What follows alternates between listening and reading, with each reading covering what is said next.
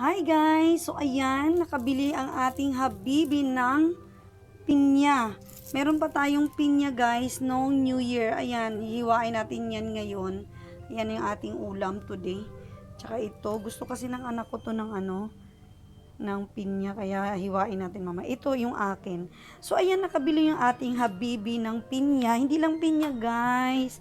So ayan, may nabili pa siya na mani from Laguna. Ayan. Then, meron din siyang nabili na yun, ginger. 50 pesos lang to lahat, guys. So, ayun, ang dami, oh. Isang balot.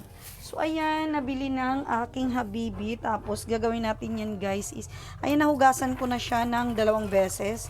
Pangatlong beses na to. Kailangan nating malinis na malinis. Kasi lalagain natin siya. Yan, gustong-gusto ng mga anak ko to, guys. Kaya, yun, galing-galing ng aming tatay. Binili niya ng ganito. So, ayan. Ito naman yung merienda natin for today's video, guys.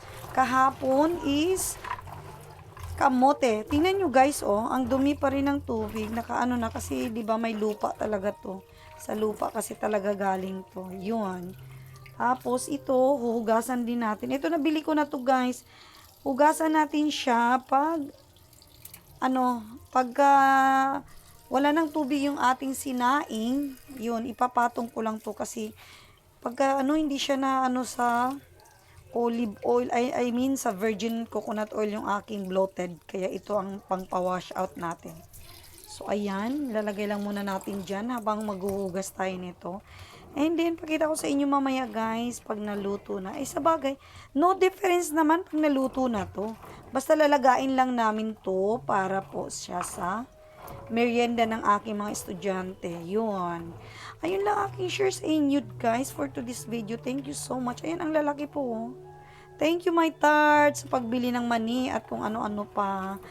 Bye. Thank you for watching guys. I love you all. God bless.